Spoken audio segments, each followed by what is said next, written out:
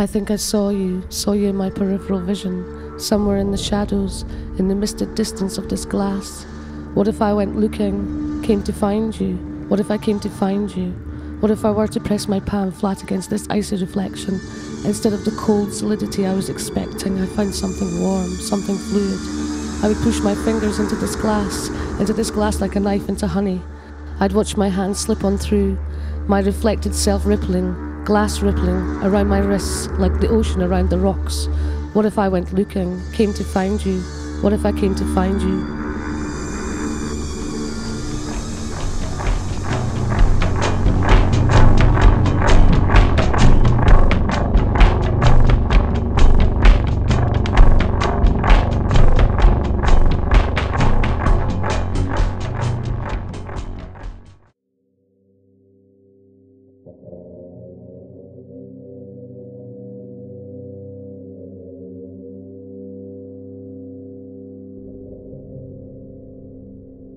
I think I saw him again, saw him in my peripheral vision. He saw me red on the screen, in that other world before the fluxing.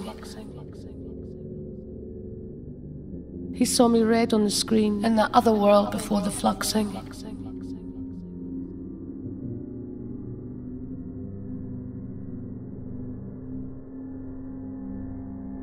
For an instant I saw her there, somewhere in the shadows. What if I came to find you?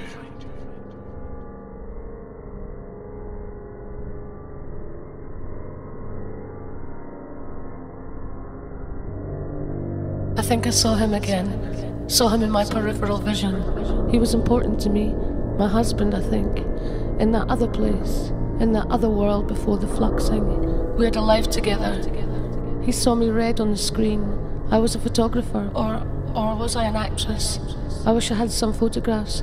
I wish I'd photographed the life we had together. I can almost see him in the shadows.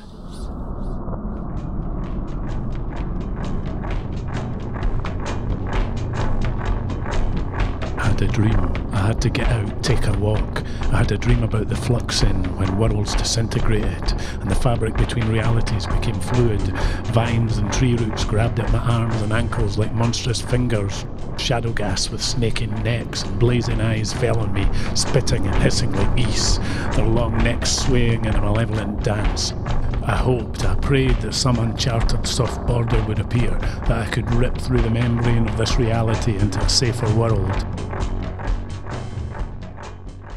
The three-dimensional scene is crushed into two dimensions, so that at its most extreme point of distortion, the crouching figure to the bottom right has her mask-like face on back to front. It appears as though the front view of her head has been roughly attached to the back view of photomontage, inspired by fruit and blues, white, red and orange of the background, all sharply outlined. They sit on the same strip, tranquil in tone.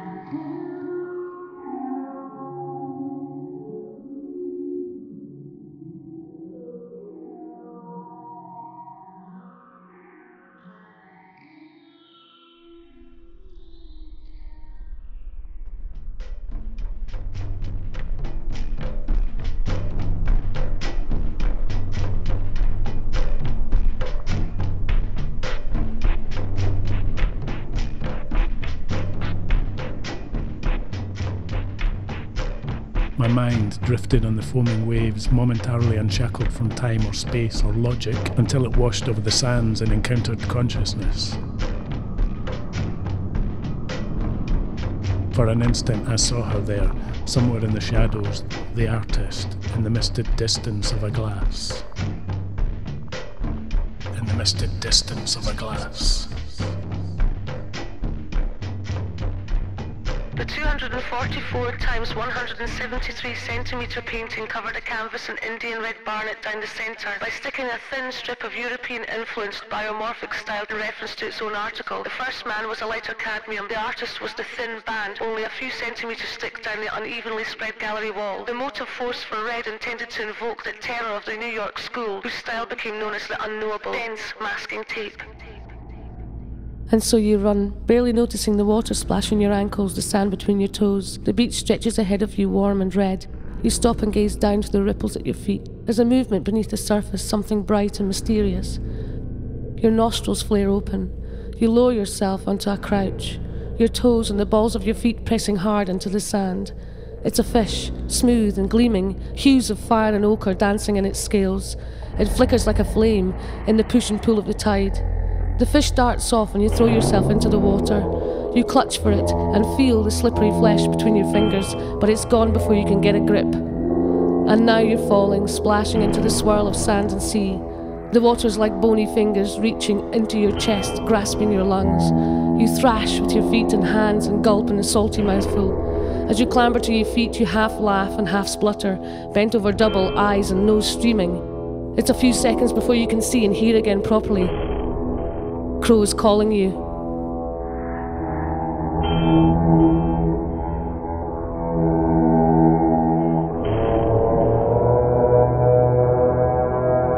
The crows calling you. The crows calling you.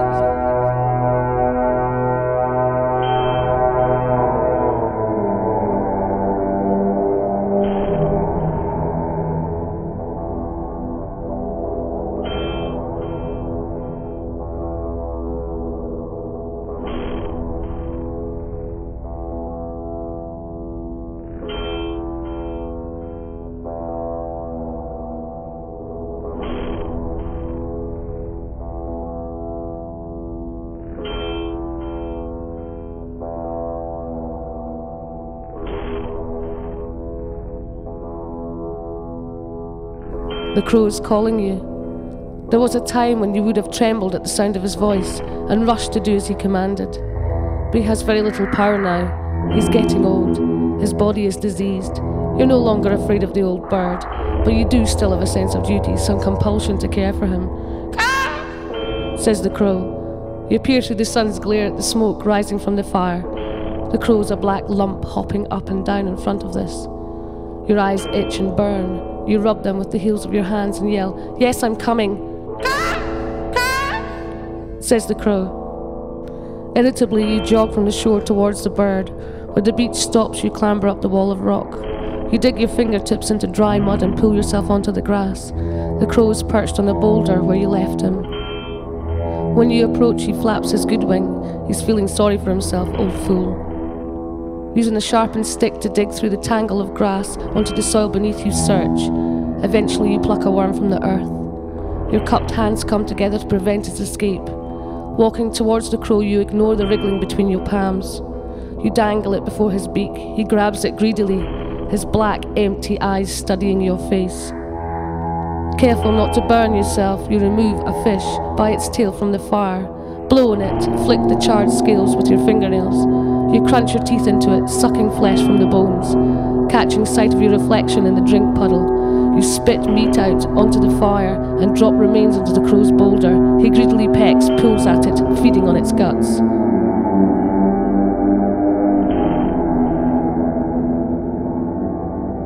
Strange, these sensibilities still retained from some other life, some other world.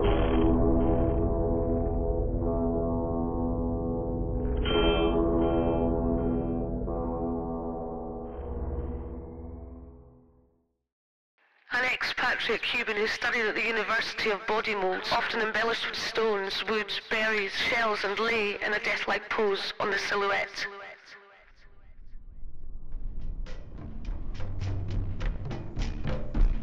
What if I went looking, came to find you?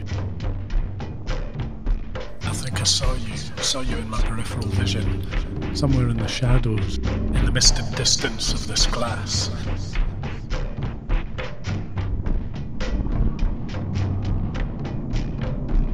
I'd watch my hands slip on through, my reflected self rippling, glass rippling around my wrists like the ocean around the rocks.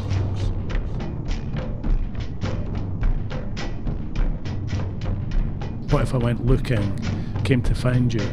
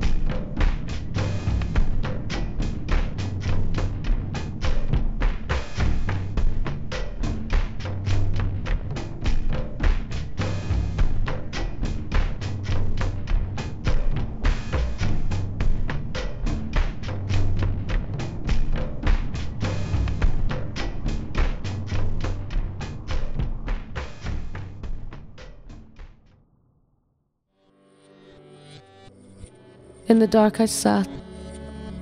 In the dark I sat and I looked at you. Instead of the cold solidity I was expecting, I found something warm, something fluid. I pressed my fingers into the glass, like clay, watched my hand slip on through, my reflected self rippling, glass rippling around my wrists like the ocean around rocks, and I stepped through into the fluxing. And I stepped through into the fluxing. Your mind swoops, condensed droplets and icy crystals part as you move amongst them, and a memory comes to you. You once drove with a boy, James the Gopoline, your husband, through the highlands. You remember now the way the mist parted before you as you edged forward, pierced by the beam of the headlamp. She rises above cities, above the cloud, bursting through into the black, like a raindrop perforating the invisible outer film layer of a puddle. She soars into the vacuum, passing planets, suns, nebulae, galaxies. Colour and light spray over her like furious rain. Her voyage lasts an infinity, or the blinking of an eye.